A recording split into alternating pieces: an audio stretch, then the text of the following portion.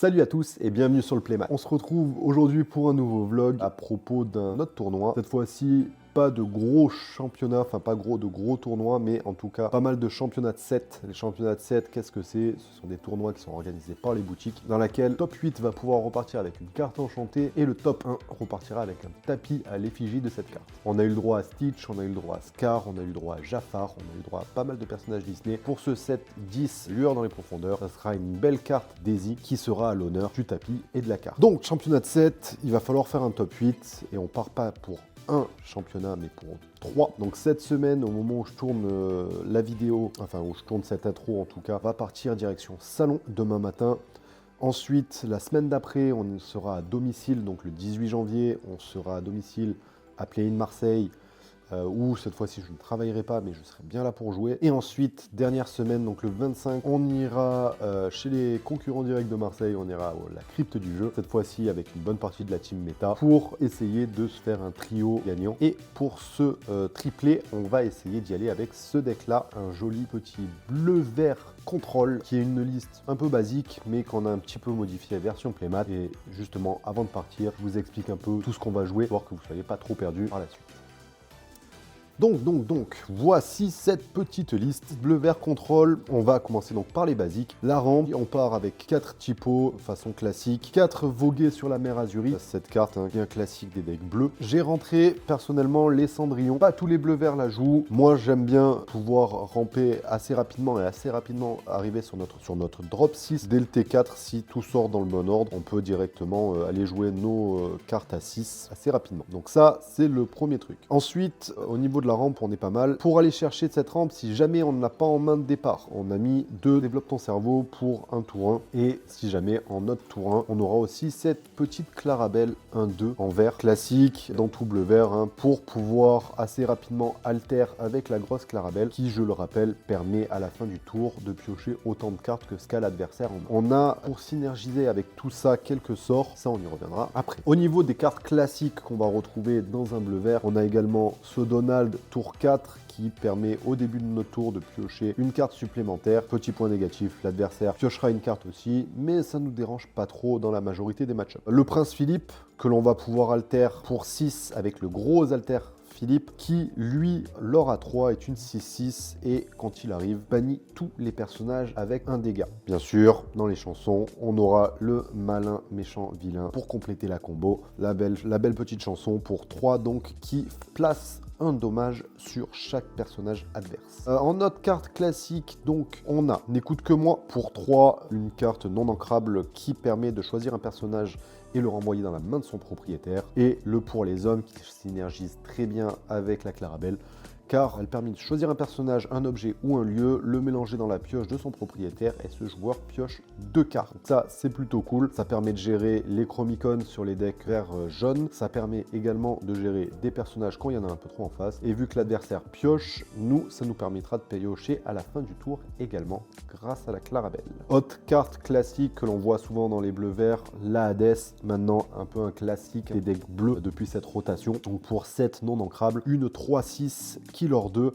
et que lorsqu'elle est jouée, on envoie un personnage adverse en main. Également, Basile 5-4 Killer 2, lorsqu'on le joue, on renvoie un personnage en main et à chaque fois qu'il part à l'aventure, on choisit un adversaire qui défausse une carte au hasard de sa main. Le John Silver qui a sensiblement le même effet, sauf que lui, il donne combattant à une personnage adverse combattant. Ça fait qu'il ne peut pas partir à l'aventure et il doit venir défier une créature s'il le peut. Donc là, on a toute la base du le vert classique, somme toute classique. Les petites spécificités, elles vont venir pour la moins spicy, on va dire, c'est un petit soumettez-vous à ma volonté, permet pour 7 non ancrables de faire en sorte que l'adversaire défausse toute sa main. Pour un deck qui pioche beaucoup, c'est plutôt sympa, ça permet de se mettre en sécurité une fois que nous on a assez pioché et qu'on a assez posé de créatures. Et également, donc une autre carte que l'on peut retrouver dans certains bleus verts, ce petit Louis, une carte qu'on connaît assez bien maintenant en vert. Donc pour 3, une 4-3 qui arrive en jeu épuisé, mais surtout qui donne combattant à un personnage adverse. Ça permet de prendre pas mal de trades s'il est joué au bon moment et dans la bonne tempo. Donc ça, carte que l'on a rentrée principalement pour les decks aggro, vert jaune chiot, permet de prendre des trades et d'éviter de lorer trop chez l'adversaire. Donc ça, plutôt cool. Ça synergise bien avec le John Silver. Ça, ces deux cartes-là, ce seront nos deux cartes principales contre les decks aggro. Ensuite, on arrive sur les deux petites cartes spicy du deck. En l'occurrence, mes deux petits chouchous. Max Dingo, cette carte, depuis qu'elle est sortie, je voulais absolument la faire rentrer dans un deck. J'ai enfin réussi. Il y a certains match-ups où elle n'est pas très utile, mais dans certains, elle me fait plutôt le café. C'est une carte qui est assez sous-cotée et qui est assez sous-évaluée, c'est-à-dire que les trois quarts du temps, quand je la joue, on n'y fait pas trop gaffe. Par contre, dès qu'elle fait son effet, elle peut faire des dingues. En l'occurrence, son effet, c'est que c'est une 4-5 pour 6 ancrable. On peut l'altérer, mais on n'a pas le petit Max Dingo, pardon, donc on ne l'altérera pas. Par contre, quand elle part à l'aventure, on choisit une chanson qui coûte 4 ou moins dans le cimetière et on la joue gratuitement. Donc non seulement on gagne 2 points de l'or, mais en plus, on va pouvoir soit recommencer le combo en venant chercher un malin méchant vilain ou un écoute que moi, un pour les hommes si jamais on a une Clarabelle sur le board. Non seulement on va gagner du lore, on va gérer une créature adverse et en plus de ça on va piocher 2 cartes. Si c'est pas royal, moi j'ai envie de dire, je sais pas ce qu'il est. Et dernière carte un peu spicy, Fred. Cette carte c'est pour 7, une 5-6 qui est lore 3. Pareil, Alter 5, très peu vu dans les bleus-verts joués, mais par contre, moi j'aime beaucoup son effet, tout simplement, à chaque fois qu'il part à l'aventure, on va révéler les cartes du dessus du deck jusqu'à tomber sur un Floodborn.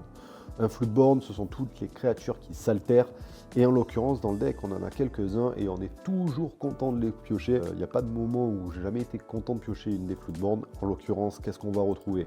On va pouvoir retrouver le Prince Philippe, qui est un Floodborn, comme on le voit là. On va pouvoir aller chercher une Clarabelle, si jamais on n'a pas de quoi piocher. Pouvoir aller chercher notre Max Dingo. On va pouvoir aller chercher notre Donald, et c'est déjà pas mal. Donc en l'occurrence, on va aller dévoiler des cartes de notre deck jusqu'à tomber sur l'une de ces cartes. On la prend, on la met dans la main, on gagne 3 de l'or, et en plus de ça, elle est assez dure à déloger, vu que c'est une 5-6. Pareil, c'est une carte qui est très peu jouée, qui est assez peu connue des joueurs adverses, donc en général, elle est assez sous-cotée. On n'y fait pas gaffe, puis elle fait son effet une fois, on se prend la combo dans la face, et derrière, on n'arrive plus à la gérer, et ça peut très vite snowball, et du coup, partir très fort dans de la pioche, et ça permet de faire pas mal de value. C'est plutôt une carte sympa. Donc, vous voyez à peu près là où je veux aller. C'est un deck qui va être là pour contrôler le board. On va prendre du temps, on va prendre le temps de se poser, prendre beaucoup d'encre pour pouvoir jouer beaucoup de cartes, prendre le contrôle du territoire, du board. On empêche le joueur adverse de pouvoir aller lorer. Et une fois qu'on a le dessus sur l'adversaire au niveau du board et au niveau de la main, on y va tout seul. Pour ceux qui me connaissent, un peu le genre de gameplay que j'aime beaucoup, c'est faire chier le monde, faire en sorte qu'on puisse pas trop jouer, et quand je peux commencer à jouer tout seul, c'est là que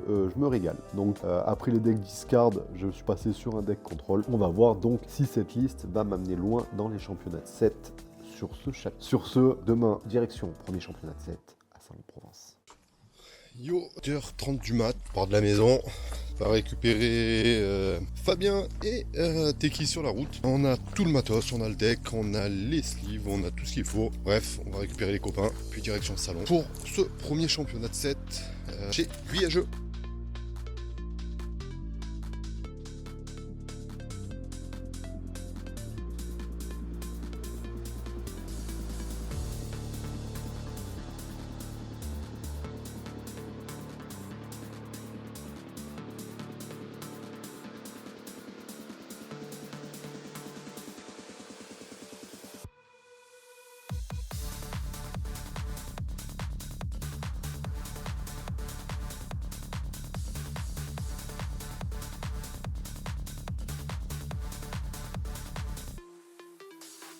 Du coup, première ronde finie, victoire 2-0, tombé contre un vert violet hyper aggro. On continue sur la lancée, hein, il faut en gagner encore 2, puis 2 draws, et puis après on va top 8 et on verra tout à l'heure. À me porter la guine, je perds. T'as perdu la première? Récap des rounds précédentes, on est à la round 3. Donc round 2, je tombe contre un violet-gris, je gagne 2-1 sur beaucoup de chance, des misplays de sa part, j'en ai fait aussi. Game très compliqué, mais bon, j'arrive à m'en sortir. Troisième round, pardon, je tombe contre un bleu jaune du copain de la team méta Mathieu. 2-0 sec, première game qui dure 3 rounds, deuxième game qui dure pas beaucoup plus. Il lore très vite, il lore trop vite, j'ai rien pu faire, pas pu me placer, pas eu les bonnes draws contre lui. Bon, c'est pas grave, il reste encore une chance, encore une win, et puis après on devrait être bon pour le top 8.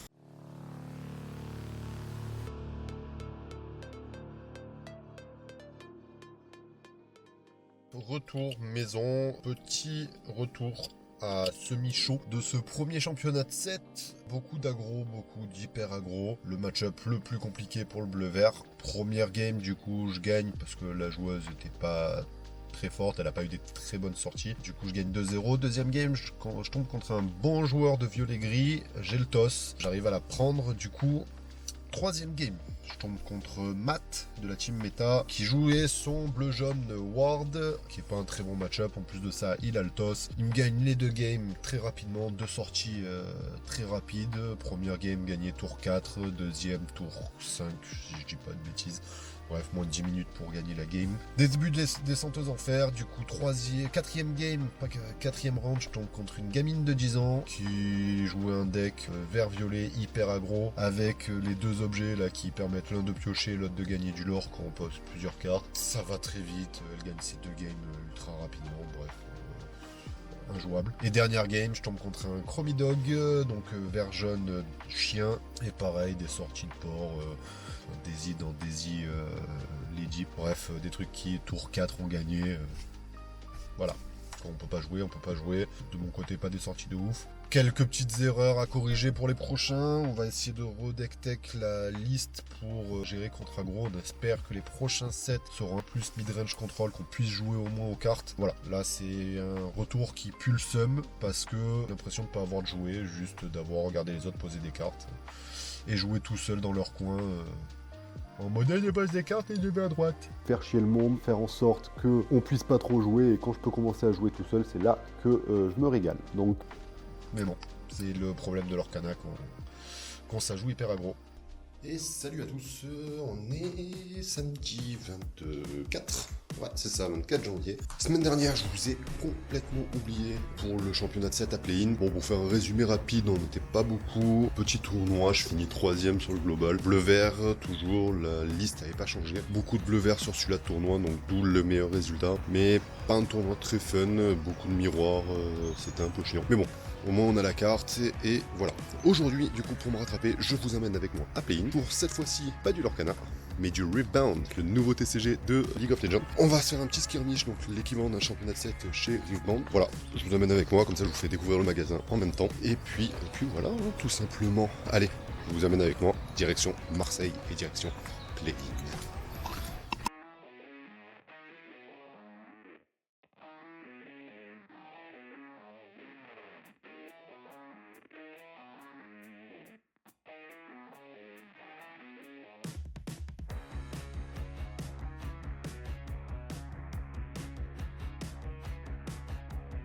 du coup, fin de la première ronde, je tombe contre Anishin, je joue ma petite Annie. Aujourd'hui, je gagne 2-0, match-up assez facile, match assez facile. Donc voilà, maintenant on va attaquer le deuxième round, on va espérer pas tomber contre des mauvais match-up. Il y en a pas trop aujourd'hui, donc j'ai fait un bon choix de deck. On va voir si ça paye sur la journée. Objectif top 4, et essayer d'aller faire petit top pour essayer d'aller chauffer le tapis. Voilà.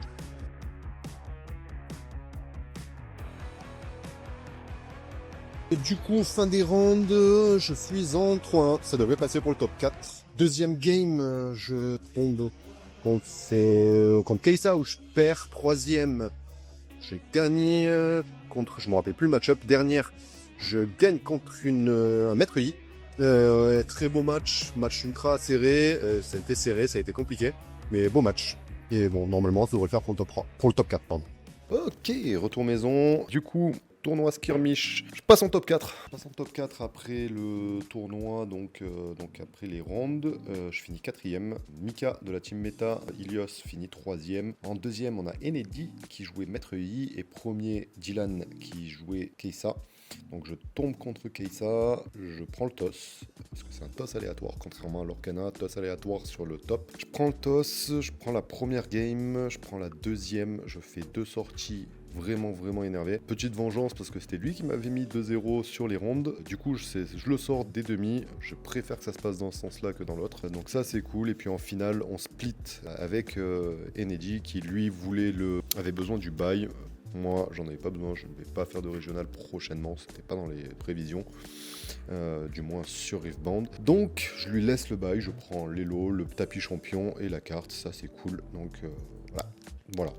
Bon petit tournoi pour faire une petite pause. Là, maintenant, on repart sur l'Orcana. Demain, direction la crypte du jeu à Marseille. On va chez les copains de la crypte. Et pour le coup, je vais complètement changer de deck. Je vais lâcher le bleu-vert. J'en ai un peu marre de ce deck. Les 2 dernières semaines, il a perf. Je fais quand même un top 3 avec. Mais bon, pas vraiment de fun sur ce deck. Donc on va changer. On part sur un deck un peu plus rapide, on va dire.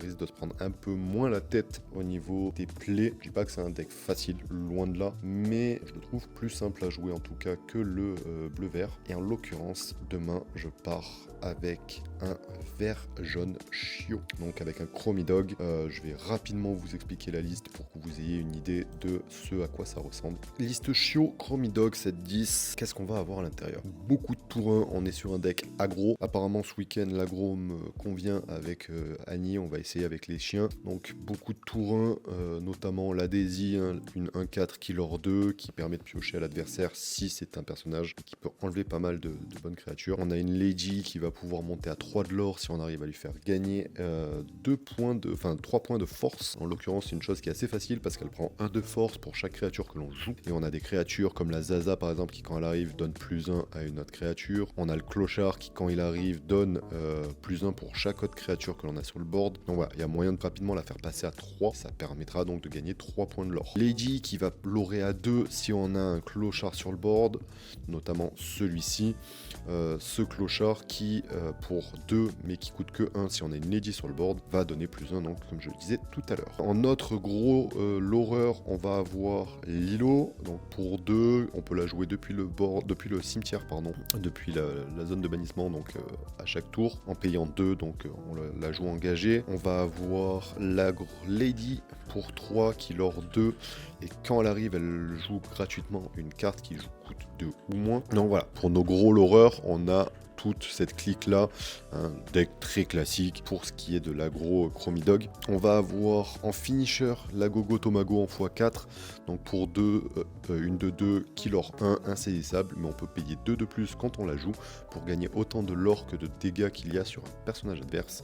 Permet de pouvoir des fois faire des 5 points de lore, notamment sur les Clarabelle ou sur les Prince Philippe. Il y a moyen d'aller gagner quand même pas mal de lore. On va avoir la grosse Lady qui, quand on l'altère ou quand elle arrive sur le champ de bataille, nous permet de récupérer 2 personnages coûtant 2 ou moins dans la trash et donc les récupérer en main. Ça permet de recycler un peu. Et pour se protéger, on va avoir notamment le Mougli qui, quand elle arrive, permet de défausser une carte non personnage du choix de l'adversaire dans sa main, ou la Ursula qui permet de défausser une chanson de notre choix dans la main de l'adversaire. Donc voilà, là on a toutes les créatures, beaucoup de basiques on va dire de ce deck là. Pour clôturer ça, on va avoir 2 petites chansons.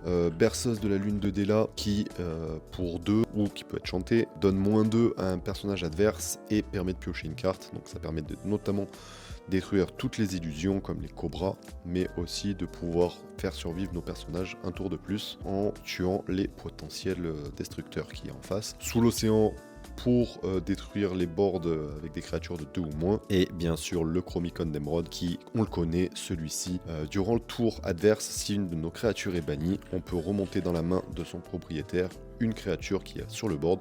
Ça peut être nos créatures, comme ça peut être les créatures de l'adversaire. Donc voilà, un petit trio là qui nous permet de nous protéger notre board. Le Raja également qui permet de nous protéger avec une 3-4 pour rempart pour 3. Mais sinon, l'objectif est assez simple sur ce deck. On va chercher à lorer rapidement, poser beaucoup de créatures et essayer de gagner en 4 voire 5 tours. C'est le genre de deck qui m'a beaucoup fait rager les 2 dernières semaines. On va tenter ça demain, voir pourquoi autant de gens jouent ça et pourquoi autant de gens aiment ce deck. Pas ma manière de jouer préférée, on va dire, en tournoi habituellement, mais je me dis pourquoi pas cette fois-ci. Ça fera un essai, et puis de toute façon la Daisy on l'a déjà.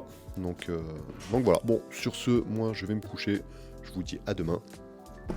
Et salut à tous, dimanche matin on se retrouve pour direction la crypte du jeu. C'est tôt, je suis pas bien réveillé, après avec le deck, mais bon on y va, on est avec les copains, on va s'amuser, ça va être rigolo. Et puis on croit que ça va bien se passer quand même et qu'on va pouvoir faire au moins un petit top 8. Voilà, allez on va chercher Fabien et puis après direction le métro pour aller sur le centre de Marseille, let's go. J'ai oublié de déjeuner ce matin, j'ai faim.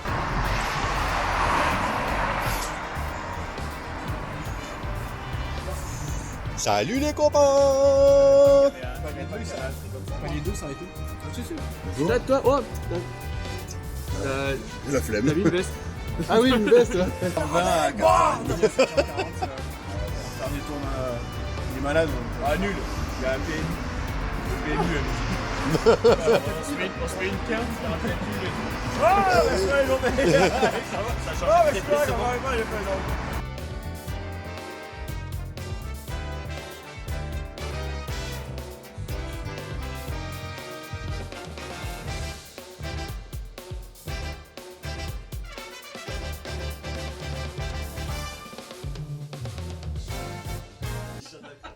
La dernière fois on me dit ça, d'habitude je joue violet rouge, j'étais le fils de pute. Le clébard, on m'a jamais dit.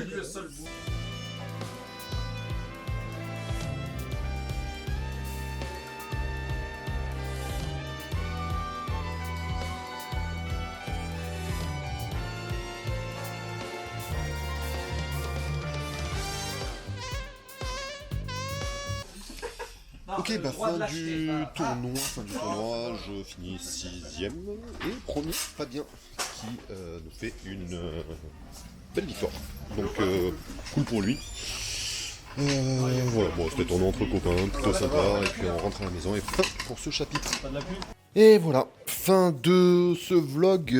Pour conclure ce vlog, on se retrouve dans le studio. Qu'est-ce qu'on peut retenir de ce championnat de 7? Du coup, comme vous avez vu, 2 cartes qui ont été ramenées à la maison, 2 petites Daisy. Peu de fun quand même au total, peu de joueurs surtout. Gros point négatif là actuellement, ce que je trouve sur l'Orcana. Je sais que la méta y est pour quelque chose.